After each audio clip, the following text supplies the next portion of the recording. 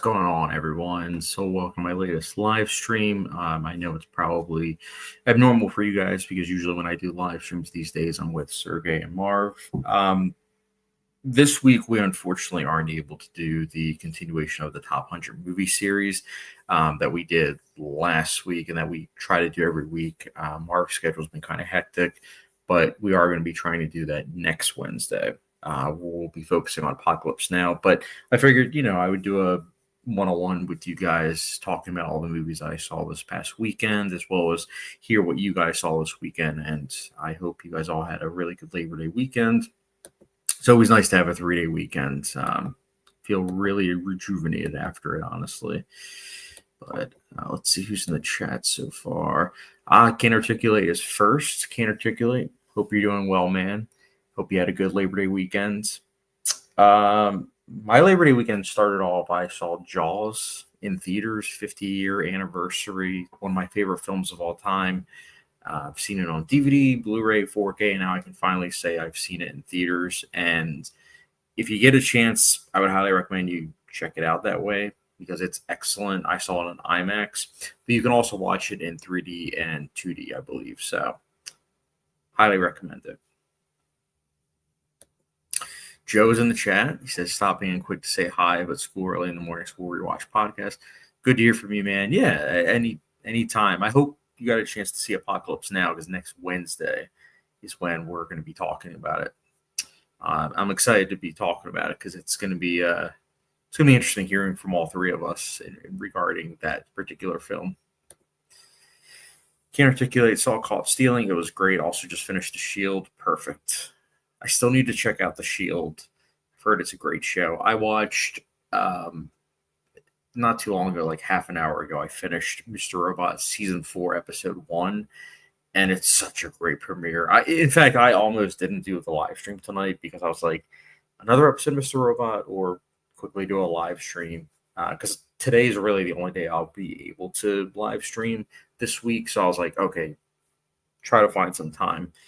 But yeah, Caught Stealing, I thoroughly enjoyed that. It's my least favorite Darren Aronofsky film, but for context, I think he's a filmmaker that has yet to make a bad film in my eyes. I think he's a great, great director.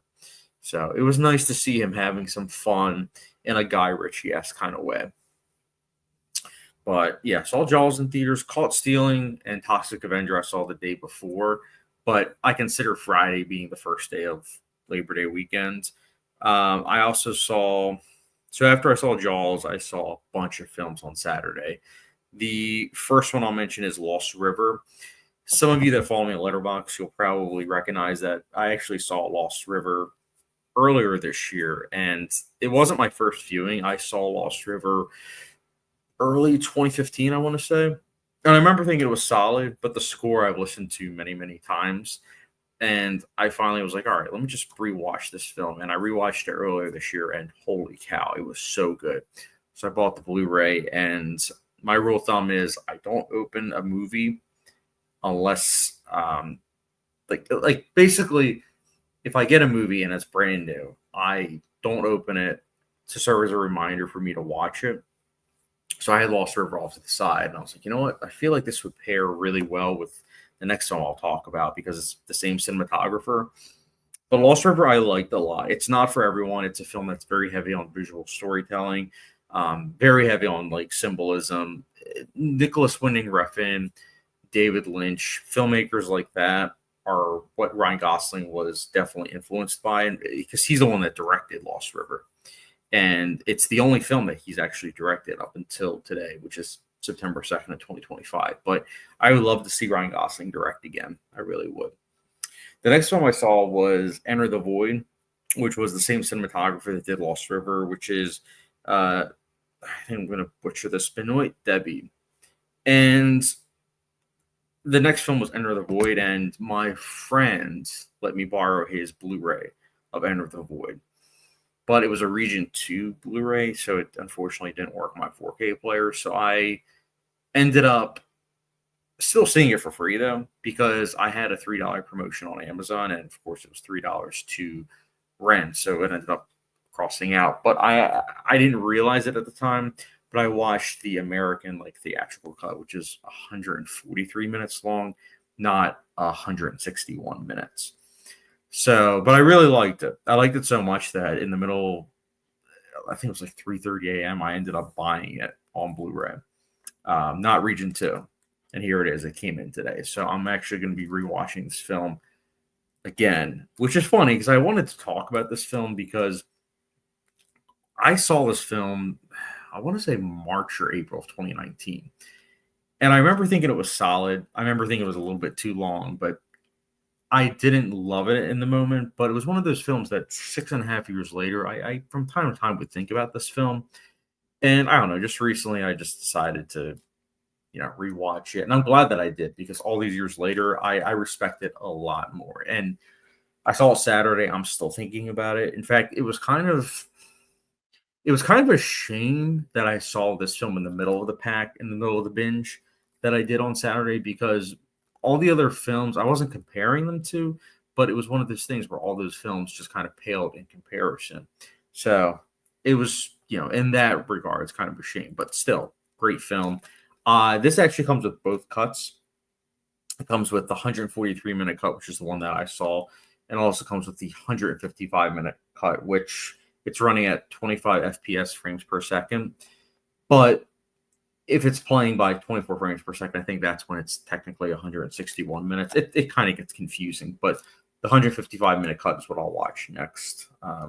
But yeah, this film, if you like art house films, I highly recommend you check it out. Again, it's not for everyone, but one of the reasons why I had this as the thumbnail is because if you've seen this film, I would definitely want to talk to you about it because it's unlike anything I've seen before. Like, yeah, some people might say, oh, it's kind of like 2001: A Space Odyssey, but it makes it its own, especially considering it's taking place in Tokyo. First person viewpoint is utilized a lot. It's very trippy, psychedelic, very, very heavy on visual storytelling, which I really appreciated. So, yeah, looking forward to rewatching this. I also, after I watched Enter the Void, the next movie I watched was Belladonna of Sadness. That was a first time watch, and it took me a little bit to get into it, but I have to say, it's quite a good film. Belladonna of Sadness came out in 1973. It's an anime, and it is kind of hard to find, unfortunately, because I think it might be because of the content. Like, there's a lot of like sex and nudity. And it is also dealing with like religion. So it could be that. I feel like religious films that are kind of critiquing it often are hard to find. And that's the case with Belladonna of Sadness. But I do think there is a Blu-ray release of it. So maybe I'll pick it up at some point. After that, I then watched the two Tron films. So Tron, a little bit of backstory. Tron 1982. I saw it. I saw some of it, I should say. I think it was like 2011 or 2012. I saw some of it, like the first 20 minutes, and I just wasn't vibing with it, so I shut it off. So I don't consider it a viewing because I didn't finish it. But after watching it Saturday, I can see why 15, 16-year-old Chad didn't like it. I respect it, I do, but I'm not a big fan of it. I think it's okay. I think the visual effects are kind of dated, but at the same time, they were groundbreaking when they came out. Tron Legacy, I'll always have a soft spot for because that's the film that first got me to notice like cinematography, and then scores in films. So I don't know, like it's a film that always has a soft spot in my heart, even if I do acknowledge that it is flawed, but I still thoroughly enjoyed it. But that was yeah, that was my Saturday. I'll talk about Sunday next, but I do have Can't Articulate's comment. Started my spooky season watch. I watched Audition. It was decent. Oh, I love Audition. That movie's so good. It sticks with you. That's for sure. I've seen it only twice, and I do own it on Blu-ray. But it sticks with you, especially the last like 20 minutes. But even the surreal elements of Audition are just something that they stick with you long after the credits have rolled. And what a great lead performance. But what else is on your list? I'm curious for spooky season. Let's see. Sunday, which was yesterday, I watched 3 movies. Oh wait, I'm getting my days mixed up. Sunday was not yesterday. Sunday was 2 days ago. I'm tripping, literally. So Sunday I watched 3 movies. Watchmen, which was the ultimate cut. I had never seen the ultimate cut before. I've seen the theatrical cut and I've seen the director's cut of Watchmen, and the director's cut has always been my go-to. And after watching the ultimate cut, that's still the case. I think the ultimate cut, it's a fine one-time watch. The animated sequences that are added at first they do fit with what's happening on screen, but as the film progresses, I do think the animated sequences kind of stick out like a sore thumb and kind of ruin the flow of the pacing. The director's cut, I think, is great in regards to pacing, and that's my preferred version. So I will not be picking up the 4K of Watchmen because the 4K of Watchmen, the only way that you can watch it on 4K is the ultimate cut. It's not the director's cut.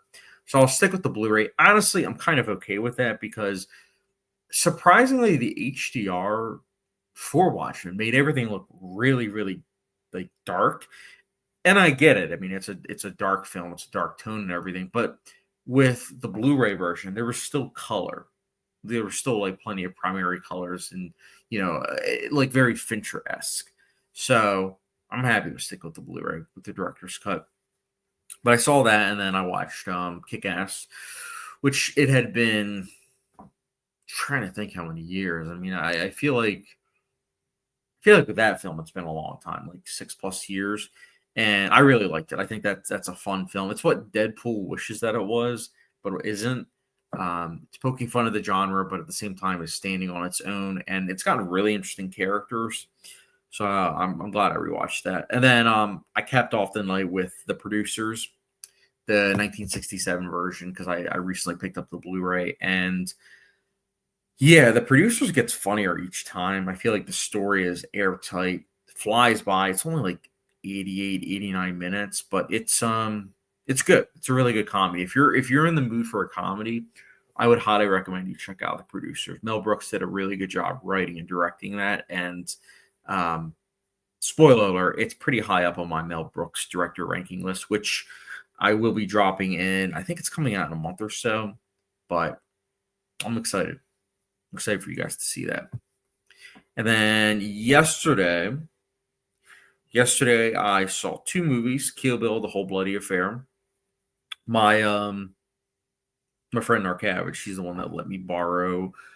He has a bootlegged version of Kill Bill, The Whole Bloody Affair, and there wasn't any subtitles, which was interesting because it was like, okay, I was paying attention to Tarantino's like visual storytelling because you can't understand what they're saying and there's no subtitles. And I gotta say, Tarantino's visual storytelling is pretty good. But I liked it. I will say the quality, I think it was like 720p, not like 1080p, unfortunately. But it's still one of those things where I'm glad I experienced it. Who knows? Hopefully down the line we'll get Kill Bill, The Whole Bloody Affair on a proper Blu-ray release. We'll see. But I liked that. And then I saw another revenge film, which is Revenge. When I saw Revenge for the first time in 2018, I said to myself, this director, she's going to go places. And she didn't direct anything until 2024, which was The Substance. And I remember when I saw that she was directing The Substance, I immediately became excited because I said to myself, okay, she did a great job with Revenge. Let's see what she's going to serve up this time. And she ended up serving up somehow, some way, a better film than Revenge. And I'm happy to say that because I think Revenge is great. There's a long take towards the very end of Revenge that's just like, it's like perfection. It's a really good film. I think as far as genre fare goes, it's really, really good. But she's such a good director. I hope she does more. I really do. Let's see. Can't articulate says Suspiria, original, or Thesis are up on my spooky season watch list. However, I might watch Apocalypse Now tonight because I don't feel like watching Alien Earth tonight. Yeah, that's kind of how I was feeling. Don't get me wrong, I'm liking Alien Earth for sure, but it's not. I know it's completely different from Fargo, but it's the same creator. I was kind of imagining Alien Earth being like one of those shows where it's like you have to watch it at 8:00 because there's going to be so much to discuss and everything. But it's really not the case. Like it's very well filmed. Everything's really well crafted, but I don't know. I'm not loving it. just yet, but I'm still liking it. Definitely curious to hear your thoughts on the original Suspiria. My question is, have you seen the remake by Luca Guadagnino? Let me know. Can't articulate. And then Apocalypse Now, yeah, I'll be curious to hear your thoughts on that because, I mean, that's one of my favorite films of all time. Um, I'll tell you right now, it's going to be an interesting discussion because Marv, I saw it with Marv. I showed it to him. He said it was good, and then the next morning he said it was just okay. So curious to hear his thoughts during that live stream. Film Kid, this will probably be the only time that I comment in this live stream. Sorry, I can't be here any longer. Oh, you're good, man. I get it. It's I'm sure it's like, oh yeah, it's school night for you, work night for me. So I get it. Yeah, it's not gonna be a huge long stream. I told myself that the longest would be is an hour, just because I work tomorrow. But I just know that the rest of this week I'm busy with like plans, including this weekend. So the next live stream will probably be next Wednesday with Sergey and Marv, which I'm excited to do because we're going through our top 100 list, and we have a lot of great ones that we're going to be talking about, like after Apocalypse Now, Assassination of Jesse James, Avengers Infinity War, and then we'll be going to the Bees, which to start that off is going to be Back to the Future. So it's a lot to look forward to. Can't check that. No, I haven't seen New Suspiria. Honestly, the runtime made me choose the original. So I will tell you this right now. The remake / reimagining of the 2018 Suspiria, that is how I think all remakes should be, where it takes the name Suspiria, it pays homage a little bit to the original, but it makes it its own. Like the color palette of the original Suspiria, it's so distinct. There's so much uses of like primary colors, and the remake, that's not the case. The score for the original Suspiria, it's so distinct. Once you've heard the theme song, you can't help but think of that cue with the film. Now, when it comes to the remake, it's a very different score. It's great, but it's very different. There's a lot of usage of like vocals.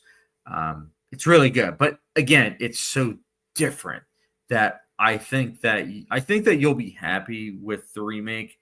I know you saw 2 hours and 32 minutes, but I will say for me, I loved it. I think it's a masterpiece, but I will also say this: it's a Rorschach test. I know some people that absolutely hate that movie, but I also know some people that love it, and I know some people that kind of feel in the middle. There's not really any aspect about the film that I feel like is universal. Like, even I'm not going to mention specific aspects of the filmmaking, but there's certain aspects of filmmaking that are kind of hit or miss with people. Like for me, I think the filmmaking is fantastic, but I've heard some people have critiques about certain aspects. But I'm not going to mention it until you've seen the film, like the specifics, I should say. But I would highly recommend you check out the new Suspiria, especially since Guadagnino's newest film is coming out, After the Hunt, and Suspiria is free. I think it's on Prime. Yeah, it's a Prime original, so you can watch it there for free. But it's really good. There are some elements of like Ingmar Bergman films. There's even a reference or two to Salo or 120 Days of Sodom, which is kind of surprising. Trying to think what other films. Black Swan was definitely an influence. And what's also interesting is that it's how many acts? I think it's like 5 acts. It's like 5 or 7 acts, but it's a wild film. It's wild. I liked the original Suspiria. I do. It has its place in my heart, but it's definitely a film that I don't love the way I love the remake, which is interesting because I'm all about like primary colors and everything, and the remake does not have that. It's drained of color, but it works. It works really well. But yeah, I would, like I said, I know I mentioned earlier, but Enter the Void. If anyone else has just commented in the conversation, Enter the Void. Let me know if you've seen it. Have you not? Is it on your radar? Is it a film that you've heard about? Let me know in the comment section down below because I do want to talk about this film with you guys. Spoiler free, of course, but I think it's something that should put on your radar. Let's see. I also recently bought. I'm still waiting for it to come in the mail, but I've recently bought a couple Kino Lore films. I bought High Noon on 4K, Serpico on 4K, and then I also bought Inherent the Wind on Blu-ray.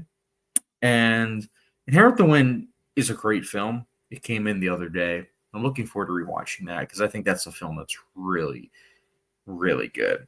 Made my top 250. I think it's a very strikingly written film. The acting is fantastic. The thematic richness. It's an overall very well crafted film. I believe Stanley Kramer directed it. One of the best directors of the 60s, in my opinion.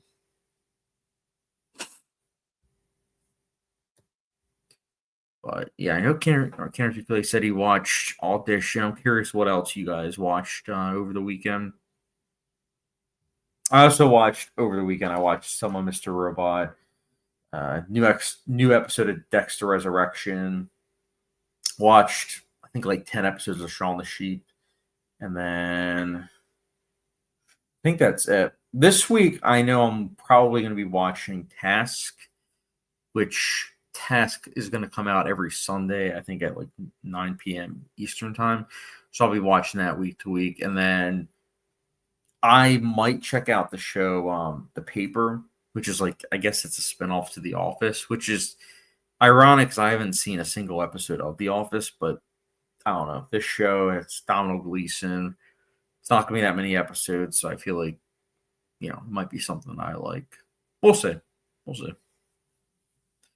Curious if you guys are going to be seeing that or not.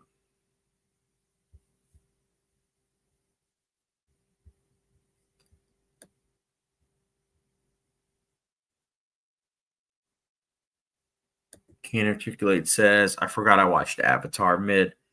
Oh, that's a shame you didn't like Avatar. I will say, I felt the same way as you the first time I saw it. Actually, the first two times I saw it. It's a film that it took me a while to really grow to appreciate it, but now I like it. I like it a lot actually. James Horner's score for that is just phenomenal. Have you seen the sequel or was this your first time, going to Pandora? Curious. Can't articulate. Also, Dexter Resurrection new episode was Chef Kiss. Perfect. Yeah, I thought it was a really good episode. I, I feel like early on in this season, I was holding my reservations because we kind of got burnt with Dexter. What was the prequel show? Original Sin, or I forget what it's called. But I wasn't a fan of that. I thought that was just kind of like, okay. And I thought that New Blood, I thought it was good until the final episode, specifically the final 15 minutes. I just wasn't a big fan of it in retrospect. And I don't know. That's kind of what I'm curious about with this finale. I'm wondering if they're going to stick the landing. I'm hoping that they stick the landing, but yeah, I was very happy with this past episode. Last two episodes actually, they've been really good.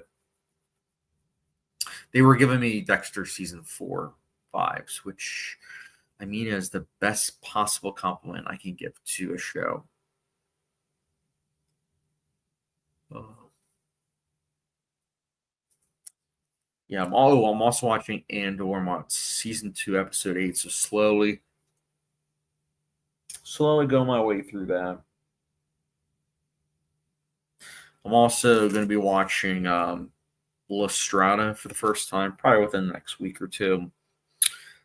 This might be one that some people are surprised by, but I'm planning to watch Now You See Me Too.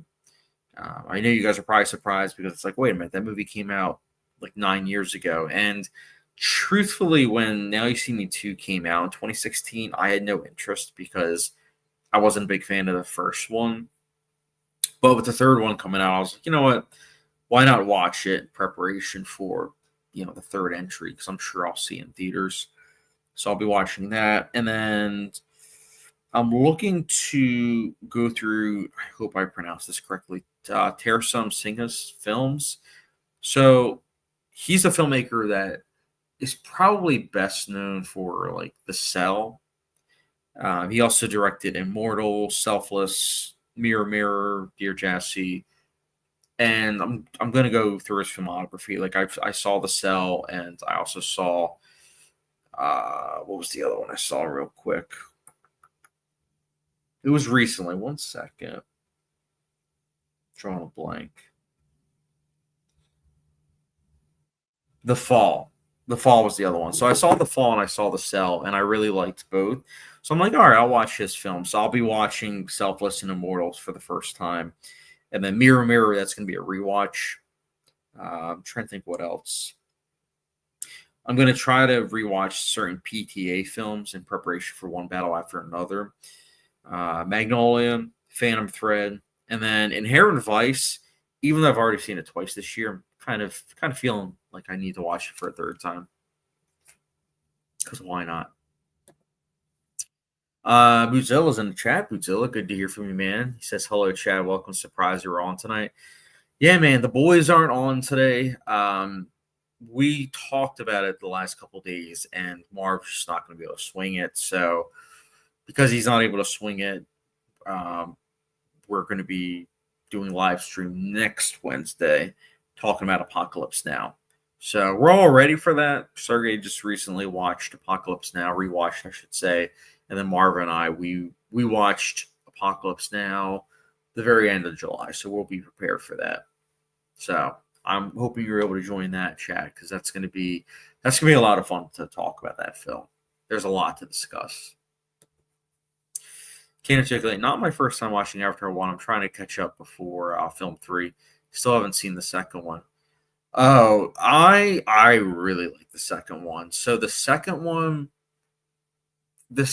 is over 3 hours, and it features some of the most dazzling visual effects that you will see. It's pretty amazing with what they were able to pull off.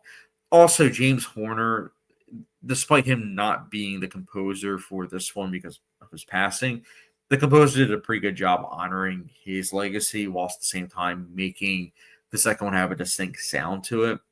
But it's also pretty awesome because it's all of James Cameron's films crammed into one film. So there are elements of Titanic in this one. There are elements of The Abyss. There are elements of Aliens.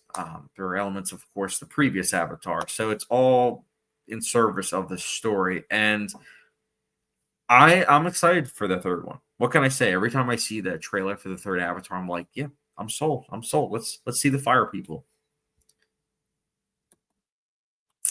Godzilla says, I can't wait for Apocalypse Now. That is my number one favorite movie of all time.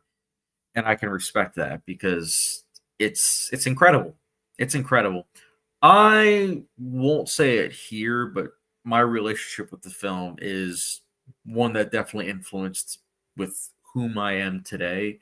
So I'll definitely be talking about it a lot in the next live stream. I'm excited. Honestly, of all the ones that we're going to be talking about in the next couple weeks, that one I think I'm looking forward to the most because Assassination of Jesse James, I think what's unfortunate is that because not many people seem to have seen that film, that live stream is probably going to be not as interactive as some of the ones in the past, which is a shame because I feel like that film needs to be talked about more because it's a really, really good film, but is what it is. But the other ones will be quite interactive. I feel like Apocalypse Now, I feel like that's something that many of my subscribers will talk about. I think also Avengers Infinity War, of course, there are a lot of people that love Marvel. Batman Begins, that will also be one that people talk about a lot.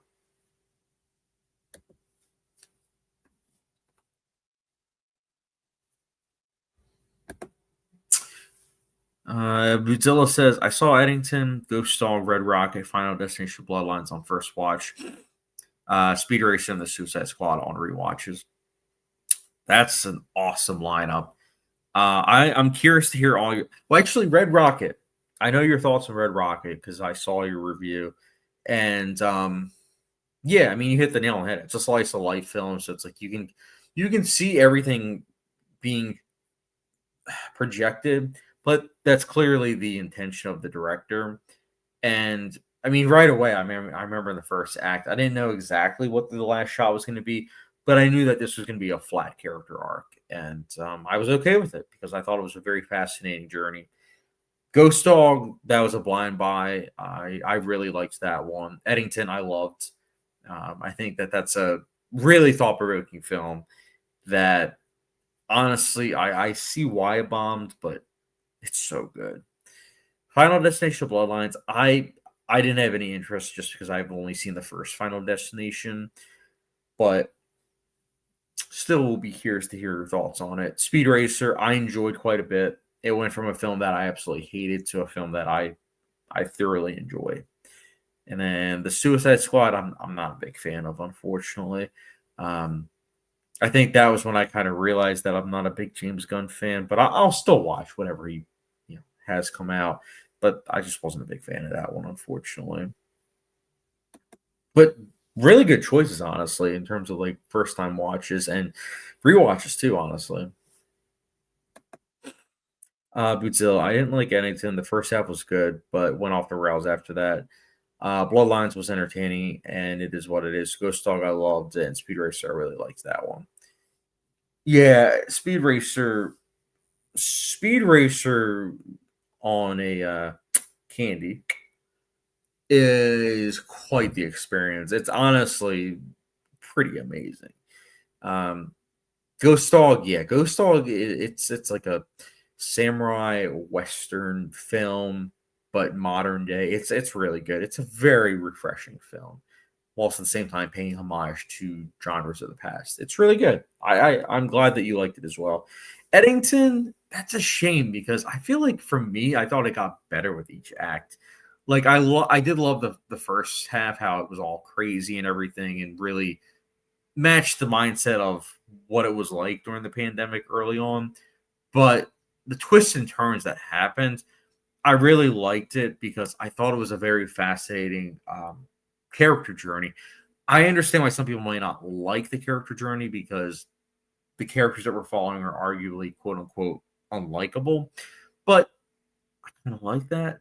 I like the fact that Ari Aster didn't care that these characters aren't that likable. He just went for it. So I'm a sucker for that. And I think that he's gotten more and more so into that with each passing film. I think his first two films, he made sure that audiences had a vessel to follow that of a likable character. But with Bo's Afraid and now this, it's like he the gloves are off. He is okay with having unlikable characters as the protagonist, and I'm okay with it. I think it's cool, honestly. But I can understand why you didn't like Eddington. It's not for everyone. I've talked to some people that haven't liked the film at all, but I've also talked to other people that did like it. So I get it. I get it. Godzilla, the Suicide Squad was okay, and Baby Driver, which I also rewatched. I loved that one as well. Jamie Foxx really stood out in rewatch. Yeah, I enjoyed Baby Driver. I've only seen it one time, which was in theaters over 8 years ago at this point, which is kind of insane saying out loud. But yeah, I need to rewatch Baby Driver at some point because one thing I've come to realize over the years is that Edgar Wright's films benefit greatly from rewatches. The World's End, for example, that's a film that seems to get better with each viewing, and same with Shaun the Dead. I mean, I would also say Scott Pilgrim vs. World. I mean, that was a film that when I first saw it, I thought it was just okay, but now I think it's a great film. I think it's a really, really good comic book film. Very stylish, very entertaining, very well acted. But yeah, Baby Driver, it's one of those films. It's weird. I thought it was good in theaters. I thought it was really good. But whenever I think about it, I'm not like, oh yeah, let me rewatch that. But I should probably change that soon. I do remember Jamie Foxx being good. Um, Kevin Spacey, I thought was good too. It's wild to think about it because that movie came out a couple months before the news broke about Kevin Spacey. Godzilla, Last Night in Soho, better on rewatch. LOL. That's the other thing. Last Night in Soho, I only saw one time. and I thought it was just okay. So maybe I need to rewatch that one as well. That was a weird one because that's one that on paper I should like with everything that it's tackling with filmmaking.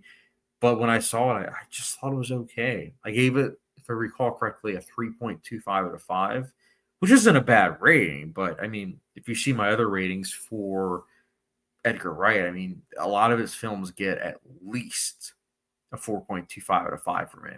Like, I love his films. I think they're really, really well made. But yeah, I am excited for The Running Man, though. I think his adaptation is something that could work because I finally saw the original Running Man, and when I was watching it, I was telling myself, I was like, "This is the type of film you remake. This is the film that the content's there. Like the premise is something that could be really good." I think just when the original came out, it just wasn't the best script. Directing was kind of ho hum. But Edgar Wright, he has a vision, he has a style, and I really do think that he's going to mesh well with the story of The Running Man. So I'm excited for it. I've gotten even more excited for it now that I've seen the original. The original's not bad. It's just kind of like middle of the road, but I'm excited to see his rendition in 2 months' time. It's going to be good. At least I suspect it will be good. Will it do off the box office? That really depends on audiences. But who knows? Fingers crossed. Fingers crossed.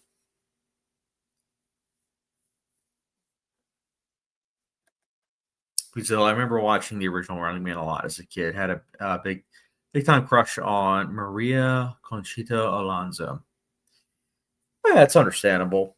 Yeah, I didn't grow up with the Running Man. I mean, I saw it the first time less than a month ago. It's not bad. Um, it's okay, but it's definitely a film that would benefit from a remake, I think. And what's nice is I'm pretty sure this remake is going to be R-rated, so it's not going to be like watered down. It's not going to be like RoboCop where they remake it just for money and not quality. Because I mean that RoboCop remake was so bad, so bad. It's one of those things where I wasn't a big fan of the remake of RoboCop when it first came out, and then once I finally saw the original RoboCop, I was like, yeah, this is. It makes it even worse, honestly.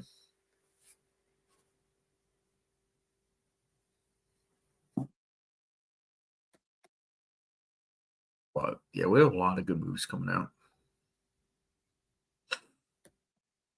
Godzilla Total Recall was another bad remake. See, that one, my issue is that it felt more of like a Blade Runner movie or a Minority Report movie as opposed to a Total Recall movie. Like, now that I've seen the original Total Recall, I was like, huh, I don't know. I mean, like, yeah, there are chases and everything, but it's just so different. And I think it's because Verhoeven style is very clear. And Len Wiseman, I think that was the director's name of the Total Recall remake. His directing is kind of lifeless.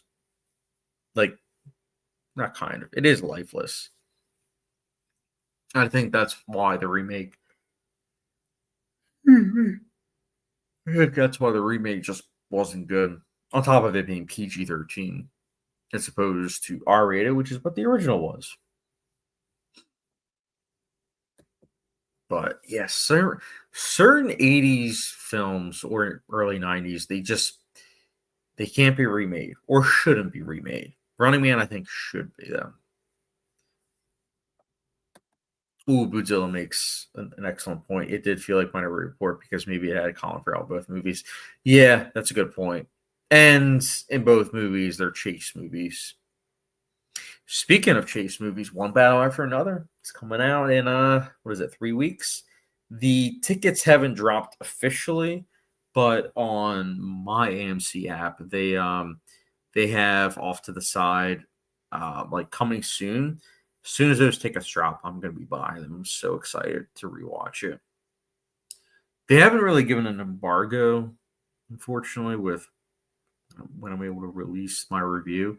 But I'm excited for you guys to watch that movie because it's something special, man. Oh wait. Did they get rid of?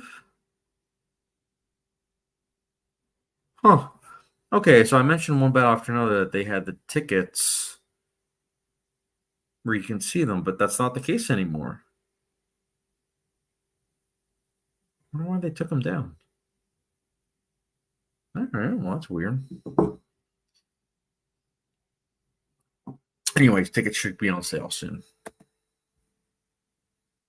Highly recommend you guys pick up tickets for it. The runtime of it is 2 hours and 42 minutes, which is, I think, pretty close to the screening that I saw back in March. So I don't think they've cut anything, or if they did, it really isn't that much. Not that anything should have been cut in the film, but I'm very curious to see what was cut, if there was any. Godzilla says saw your score for caught stealing. I'm looking forward to seeing that one. I would highly recommend you check it out in theaters. That's a film that's geared towards adults, and it hasn't really made a dent at the box office, which is a shame because that's a film that, in the past probably would have done really well because it's a crowd pleasing film. Um, Austin Butler is fantastic in the film, as is Zoe Kravitz, but Matt Smith's also really good. It's a good time. It's a good time. Very Guy Ritchie esque, but it's got a really good ending that took me by surprise. So I'll be curious to hear your thoughts on how you like it. I know the next movie I'm planning to see is The Conjuring Last Rites. The Eagles are playing Thursday, so I will not be seeing it on Thursday. But Friday, I will be watching it with my wife. So I am hoping that's good. If I were a betting man, I would say it's might not be because the director did The Second Nun, Curse of La Llorona, and then Conjuring 3, all which I'm not a big fan of. So I'm nervous because of those aspects. But I am hoping that it's going to be a good final film in the franchise. And then over the weekend, I'll probably watch La Strada and then maybe another film or two. I think maybe Inherent the Wind. But lots to watch. Lots to watch. And now that I'm also rewatching Mr. Robot, spreads my time even more so. But yeah, Caught Stealing was good. I'm surprised nobody's really talked about Toxic Avenger because that film I thought was a lot of fun. I saw it with a packed theater, surprisingly, and they really enjoyed it.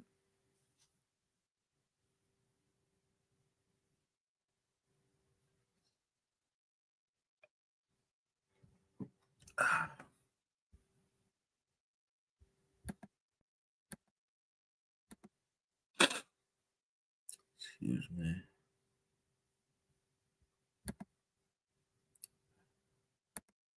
Also, question for you guys, bringing it back around. Have any of you guys seen any, and I mean any, Gaspar Noé films? Any? He's the guy that did like Enter the Void, Climax, Irreversible. Um, I Stand Alone. Yeah, I Stand Alone. Any of those films? Let me see what else.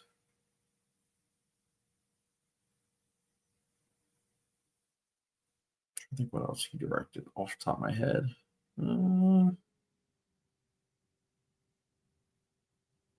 Oh, Vortex. I forgot to mention Vortex and then Love. I'm curious if you guys have seen any of Gaspar Noé's films. This is again what Enter the Void looks like. Excited to rewatch it.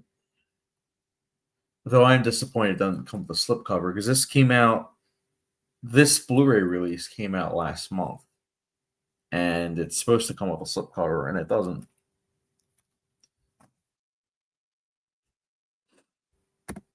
Godzilla, Mr. Robot rewatch was awesome for me. I did that in August. Oh wow, so you flew through it.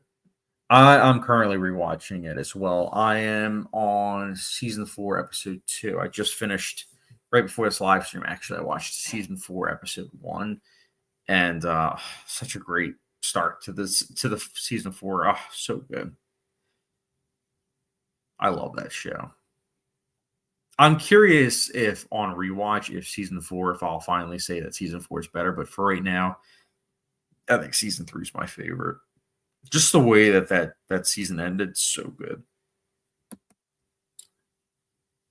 Godzilla. I've never seen any of his films. I always see Climax on HBO every once in a while, but I always catch in the middle of it. Oh man, that's got to be a confusing experience. Like going into that film halfway into. Oh man, man. Enter the Void is a trip. I'd be curious to hear your thoughts on it because it's a film that's really unlike any other that you'll see. Um, Very psychedelic. It's very much so a film that puts you into the character's viewpoint. It's like an experience. I think that's the best way of describing what Enter the Void is like. I would say watch the theatrical cut if you haven't seen it yet, and then if you see it and you liked it, then watch the director's cut. Is what I would say. Because the director's cut has I haven't seen it in 6.5 years, but it has more stuff that could be off-putting to some people or not, depending on your preference. Bootzilla, after the rewatch, Mr. Robot is now a top 5 to 6 shows of all time for me. Season 3 is my favorite also.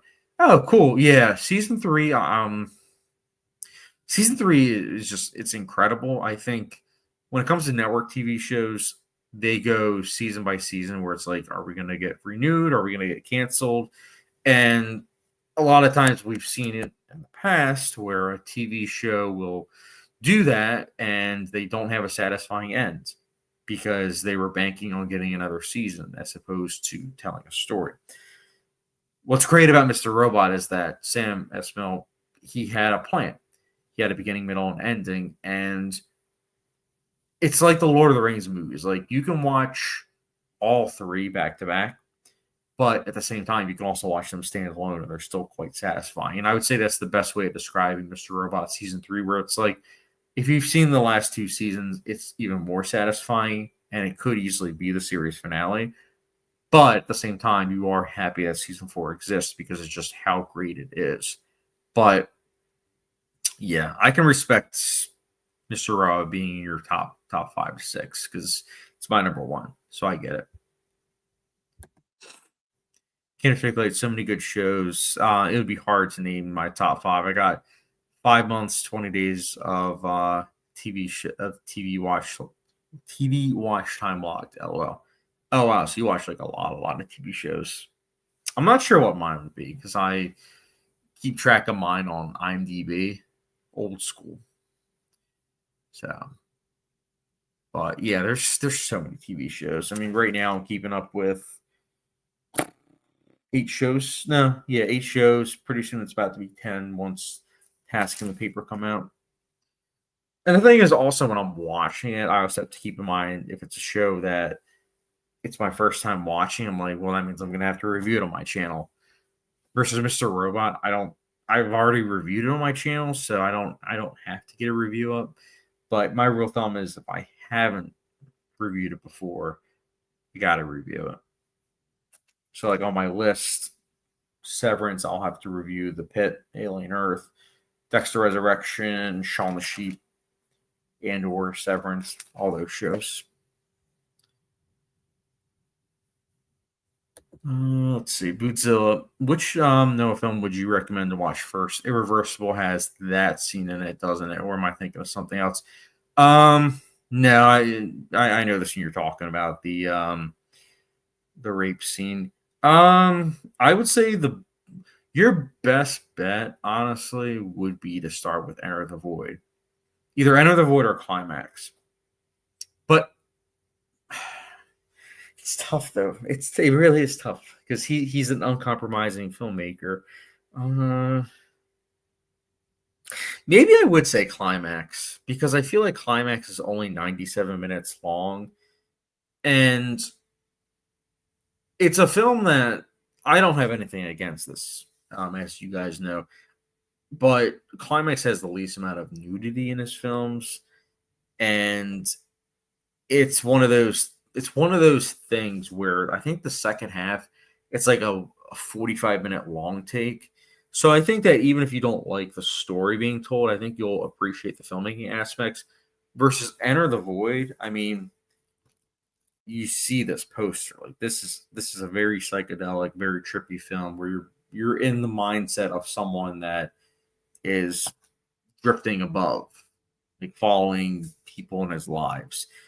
Think almost a ghost story, but Gaspar Noé style. So it's like a lot of neon lighting. The camera's moving constantly.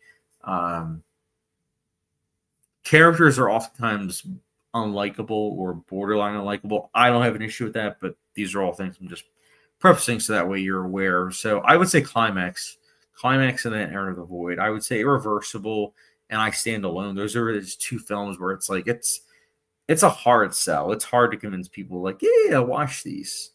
But Climax, I feel like there's a lot you can appreciate about it, regardless on how you feel of him as a director. And then Enter the Void, it's an experience, man. Like I would put it up there with The Tree of Life and 2001: A Space Odyssey in regards to films that they make you feel something. They make you feel as if you're a part of like an experience. And I really dug that. Like I said, I saw it Saturday and I'm still thinking about it. In the middle, like I said, in the middle of the night, I bought this Blu-ray. So it tells you my mind's been thinking about it. I can't articulate watching The Fall of the House of Usher before I start my next full series, which is Heroes. I've heard good things about Heroes. I will say The Fall of the House of Usher I have seen. I thought it was okay. I don't know. We'll see if I watch more of Mike Flanagan's directing in regards to TV shows, but I thought the directing was just kind of like average. But it has some pretty good performances, and it's not a bad show, but there's definitely one that left me wanting much more, unfortunately. I'll be curious to hear how you like it.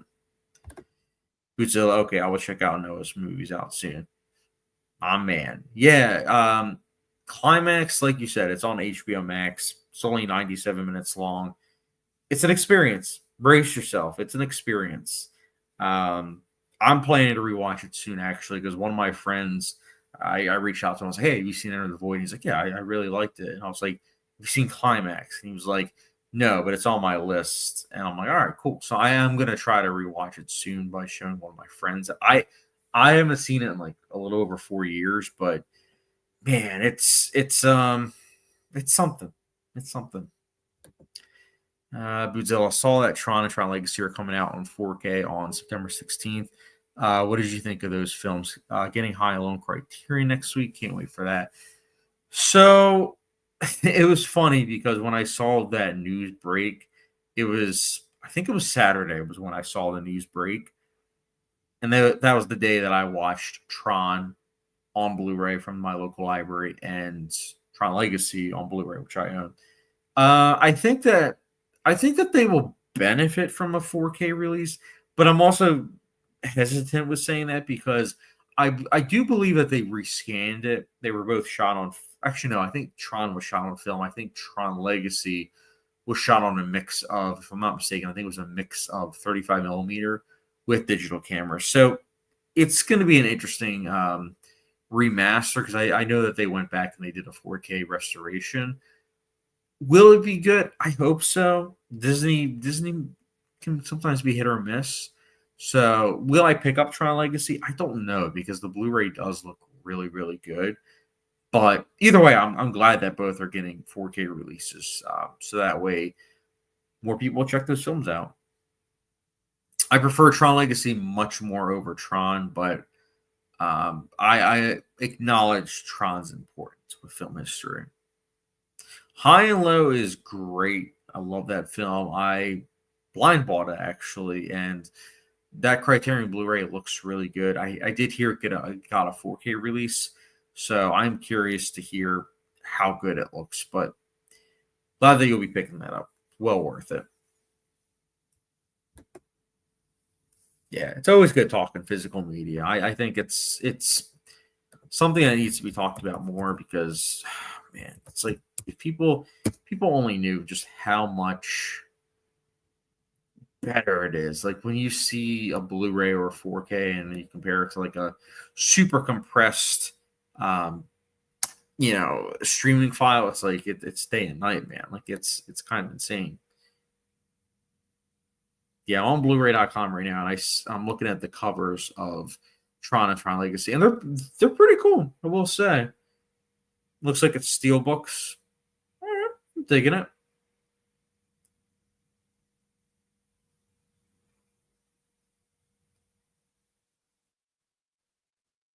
Huh?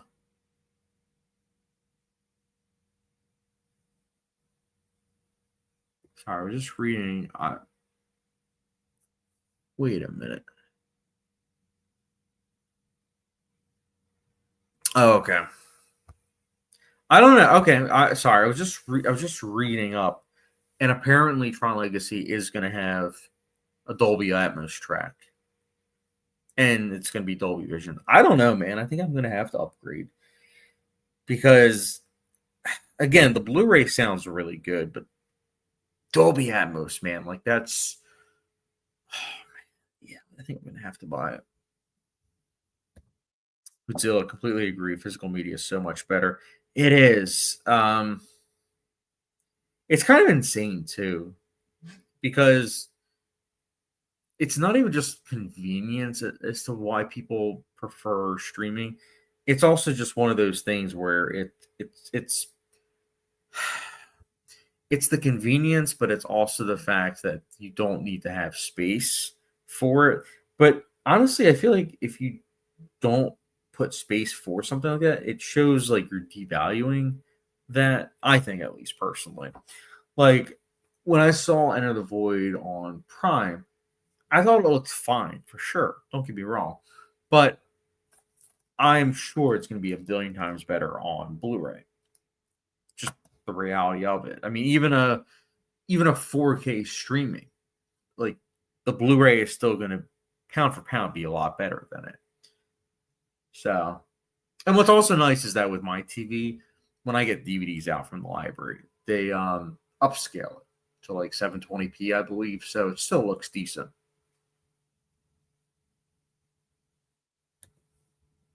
Godzilla, I have the 3D of Tron Legacy, and I love watching my 3D TV.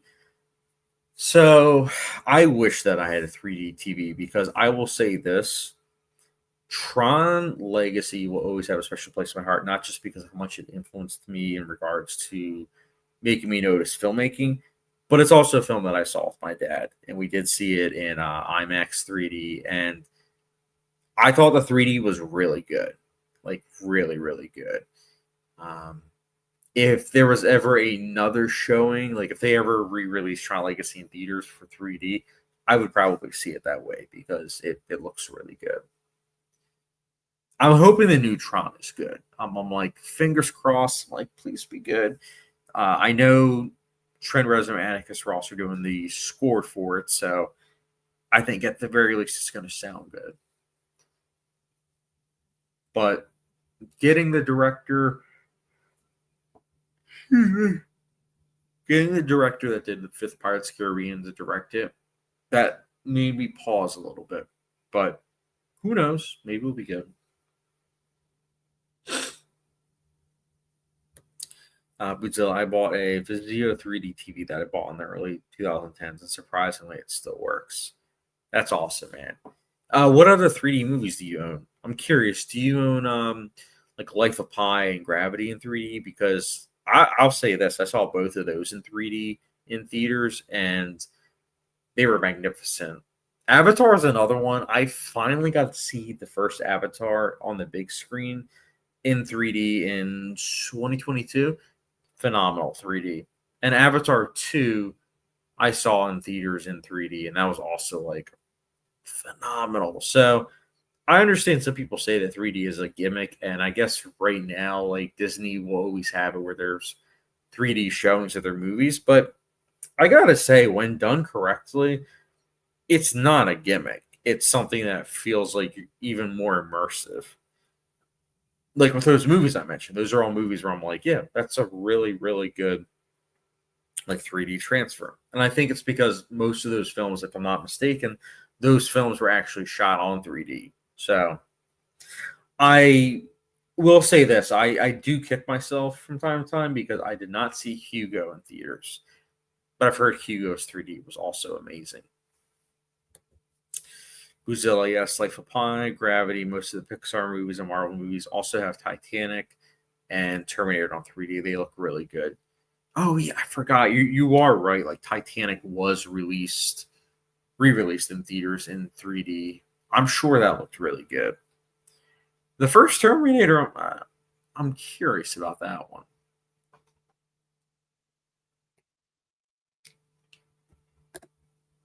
Godzilla, yes, if you go on 3D, that looks amazing. Oh, I'm sure. From what I understand, that was also shot on 3D.